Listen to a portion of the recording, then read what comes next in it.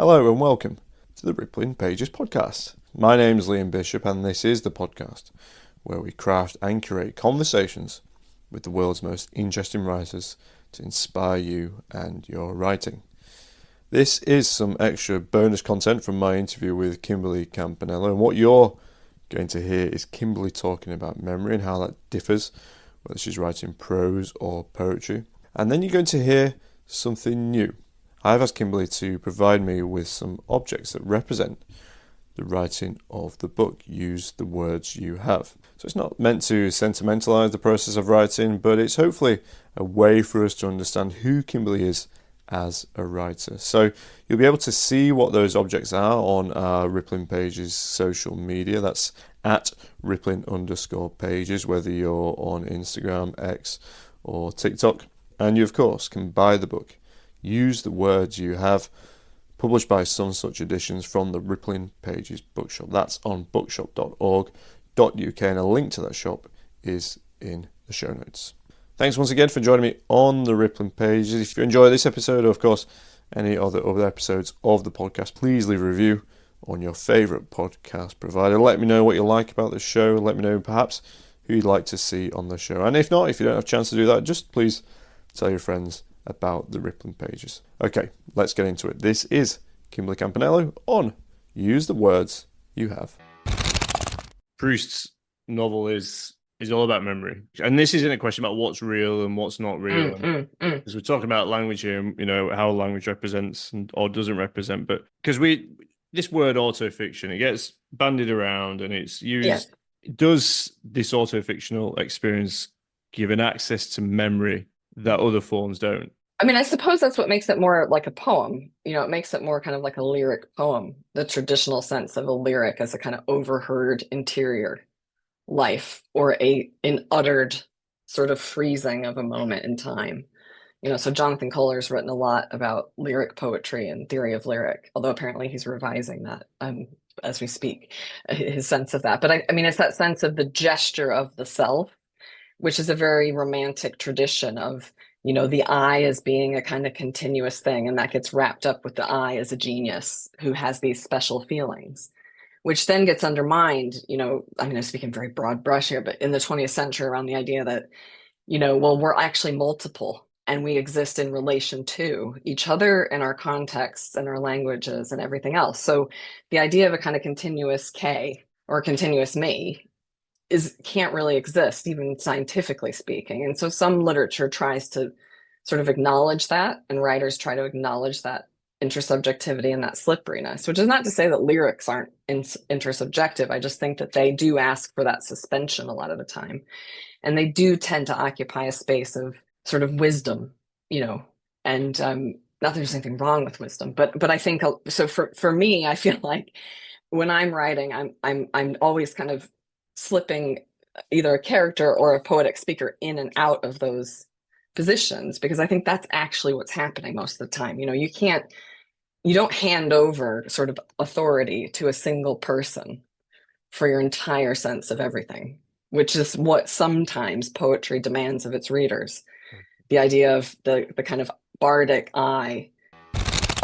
Well, this is a sort of segue into a new segment we're doing on the Rippling Pages, and I've asked the writer to provide me with some objects that represent the writing of the book we're talking about. So it's not sentimentalize the process of being a writer, but just understand who you are as a writer a bit more and think about influence in a different way. There's there's a couple of other things that you have provided with me, and they relate to the place where this novel is set, Bretagne. And one is a flag, and then you've also got a song, and then also there's a video that you've provided. So I don't know if you can just explain these objects, but maybe just explain Bretagne, because it's where the novel is set. Yeah, so it's set in Brittany or Bretagne, where they speak Breton is the language, or it's known as Brise in the Breton language, and the language is known as Brisenig. And it's one of the Celtic nations, and the language is probably most closely related to Welsh, if we were to pick, and Cornish, and to Manx, because they're all kind of quite close by. So in Brittany, there's always been a sense of, and there's historically been, it's been independent. It was the dukes of Brittany, and then it gets incorporated into France, and there's various sort of battles and fights over these sorts of things, as there were historically in Europe in many places, because the nation state is a fairly new invention. But when Kay goes there, she doesn't really know that that's a thing, because you don't learn this in French class, or I didn't. And so she learns that the family she's with are kind of like Breton separatists, which exist, like sort of not to the extent the Basque separatists might take things, but they did exist. And there was a kind of revival in the 1970s of the Breton language, because it had been sort of literally beaten out of people, but had been many of the people who died in the First World War were kind of cannon fodder, Breton speakers. They didn't speak French at all. And so many of the minority languages, in fact, of Europe were fairly nearly decimated in the First World War, because they tended to be the populations that didn't have sort of officer training or education. So, one of the things in Brittany that's very distinctive is its music, and they're called Fest Noz, which are these big parties where you dance in circles, which for Kay is not a million miles away from the tarantella that she does at Italian American weddings, and we still do. The dance that is this kind of spider dance, or is to kind of dance to Dionysus, which came from the Greek roots of southern Italy. So essentially, the Fest Noz has these traditional musicians, which in the 70s began to revive quite a few of the traditional Breton songs. And so one of the ones, the link I sent you, is Alain Stivell, and he plays the harp, and he's singing in Breton. He's singing this song about these sailors who have to immigrate to Newfoundland. And they're, when they get there, they meet someone from back home, and this young woman, and so it's a love story, but it's through language, and so I really like that, because it's got the immigration, it's got the cross sort of sea kind of element. Kay is hearing a lot of this music and goes to a lot of these concerts with the family, because this is part of what they do on their weekends, and she learns the dances, and she learns about the kind of distinctive culture, but also the rejection of kind of French hegemony, and the kind of ways in which power is meted out in a kind of regional way. And of course, you don't think about that when you're from the Midwest. We call it flyover country, but it's part of how we find ourselves where we are now, in the sense that the kind of periphery, and what's thought to be the periphery, can often be an extremely wounded place, and the way those wounds play out are not always the way we'd want them to play out. And so I think for her, this becomes a sense of, oh, maybe being from a certain place isn't quite what I think it is. The center and the periphery are not actually the way to think of things. And then the flag, of course, the flag of Brittany is the black and white flag, and it's the La Blanche Hermine. So that's a gesture to Anne de Bretagne, who was one of the last sort of people to be in charge of an independent Brittany. When you first go out of your wherever you're from, you often are interested to learn, and as a teenager, that, oh wait, they're just telling me one track of French history, let alone American history. So that becomes a big part of it. And the music's brilliant. I mean, especially the 1970s sort of revival, Trian, and Alain Stivell, because they're trying to do this kind of Celtic rock, but it's the 70s, so their hair is amazing and their clothes are amazing.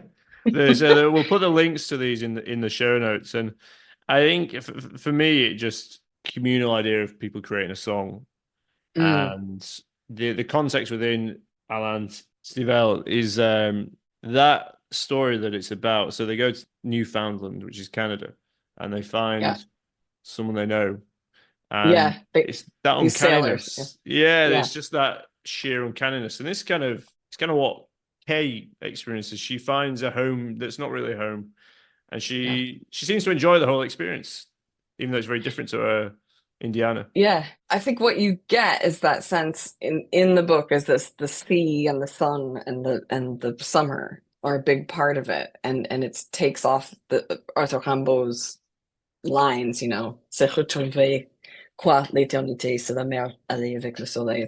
It's found again what eternity. It's the sea mixed with the sun, or it's the sea gone off with the sun. So you get this feeling throughout the book that she's experiencing the landscape, but then in these songs where you have people having to immigrate to Newfoundland for work, and then because it's being performed, back in Brittany, it's kind of funny because they're like, oh, there's Meet This Girl, and then she's like, oh wait, we know each other from the market. Which market? The one in Nantes.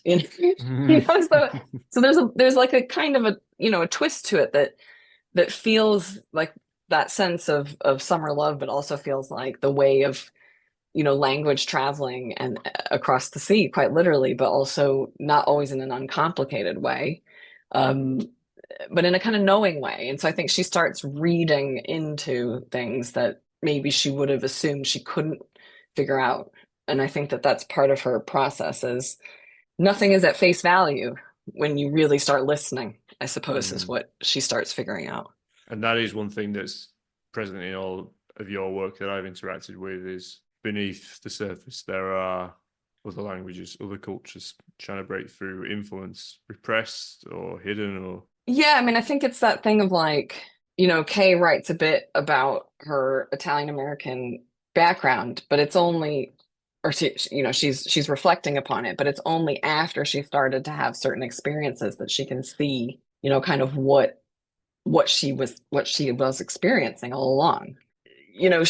She begins to see things in a different way, even things that she thinks are familiar. And I think that that's what poetry does. That's what literature does, full stop, but especially kind of poetic language, which learning another language is a kind of poetic language, because that's why when we say things, when we're speaking another language, people are like, oh, that's so interesting, right? Look what you just did there.